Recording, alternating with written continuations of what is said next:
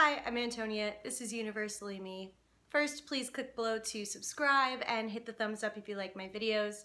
Also, check out my Patreon, which I've linked below and at the end of this video, and don't forget to share with your friends. This is such a weird thing to make a video on, but Universal has had a crazy number of fires in its day. It has terrible luck when it comes to fires. Between 1932 and today, they've had 8 separate major fires, and that's not even counting the run-of-the-mill small incidents that pop up here and there. I guess I can be a little bit proud that only one fire occurred during the Laemmle era. It was October 27th, 1932, and there's not a whole lot of information out there about it, but from what I can tell, it started as a brush fire toward the back of the lot, and then the winds blew it up. It ultimately covered more than 50 acres and burned down 4 sets. And the damages were about $100,000, which in today's money would be a little over $1 million. The next fire was not until June 21st, 1949. This one started as a brush fire in the hills on a street called Blair Drive. And what's crazy is there were 2 brush fires in this immediate area that day, Universal and Griffith Park, but a newspaper said that there were 30 separate brush fires in the county because the conditions were so hot and dry. The film The Kid from Texas was shooting on the back lot at Universal, and the cast, crew, and about 100 horses had to be evacuated. Some of the actors, extras, and prop men actually formed a bucket brigade to help keep the fire under control and save some of the sets. Ultimately, the fire burned about 40 acres, and papers differ from 1 to 3 buildings being burned to the ground. The only person who was hurt was Virgil Summers, who was the head of the grip department. He was overcome by smoke and exhaustion and went to the hospital, but totally made it out okay. The next fire was 1957, and I actually found an old Universal newsreel with video of it. Camera, action, roll 'em! Fire sweeps through the movie lot at Universal City, but this isn't make-believe. This is for real. Flames sweep almost a block of studio sets, destroying street scenes used as background settings for pictures, and also much electrical equipment used to light the sets. Damage is estimated at $500,000. The blaze was brought under control before it could reach permanent sound stages.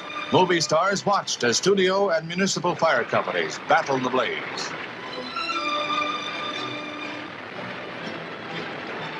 The unexpected packs a dramatic punch.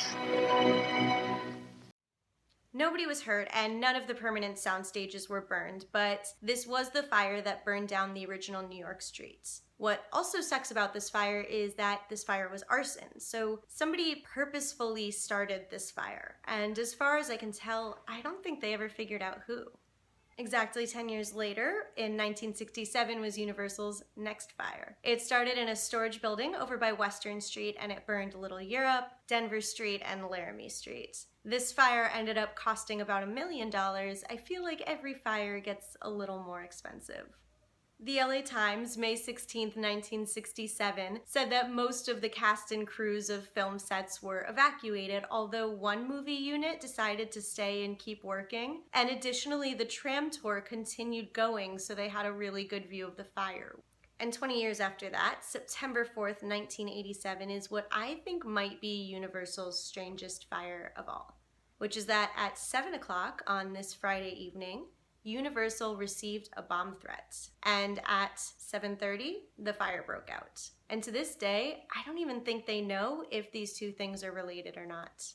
There was $2.5 million in damages. The fire started on the old Spartacus set and then ran through the European streets. Even though it was a Friday evening, there were a couple hundred people on the lot because NBC was filming its new show Out of This World. So there was the audience, the cast, the crew, but everybody got out, nobody was injured, so that's good. But definitely of note, this fire burned the original backdrops for Frankenstein and Dracula from 1931. Then, on election night 1990, there was an even bigger fire. This one was started intentionally by a security guard with a cigarette lighter. It caused more than $25 million in damages, and because the day was quite windy, it took hours to get under control. This fire ended up burning down the new New York Street, the Ben-Hur set, most of Courthouse Square. However, the courthouse itself was saved. It was started by a security guard who was supposed to be watching over these old antique cars for a Sylvester Stallone movie, I guess got bored and decided to light a fire in a barrel with newspapers for fun, but ultimately he was sentenced to 4 years in prison. September 6th, 1997, improperly stored chemicals end up starting a fire in the Courthouse Square area. The courthouse again was saved, and this fire really wasn't as major as the others, so all of the sets that burned were just immediately rebuilt as they were before. And lastly, number 8, the big fire, the most major, probably the one you all remember. This one started around 4 o'clock in the morning and wasn't fully extinguished for 17 hours. It started when some workmen were working on the roof of the chapel of New England Street. And just as is procedure, they were working with blowtorches. They waited around for an hour after they were done, specifically to make sure that a fire didn't break out or something like this didn't happen. But I guess a short time after that, the fire did break out, and a security guard saw it, called emergency services, but there were water pressure issues and malfunctioning fire protection features, and essentially the fire was just able to get too big and spread too fast. The fire got Courthouse Square, though miraculously the courthouse survived again, the new New York Street, New England Street, King Kong, and also some video vaults. But luckily, the video vaults had other copies that were stored in other locations, so nothing was lost forever. So there you have it, the astounding number of fires at Universal over the years from 1932 to today. Breaks my heart a little bit to know that we lost a little something in each one, but I also appreciate that Universal was able to rebuild and move on all right, and that's good too. Please post any comments or questions below. Follow me on Twitter and Instagram at Antonia Carlotta. Check out my Patreon, subscribe to my channel, share with your friends. Thank you very much. Bye.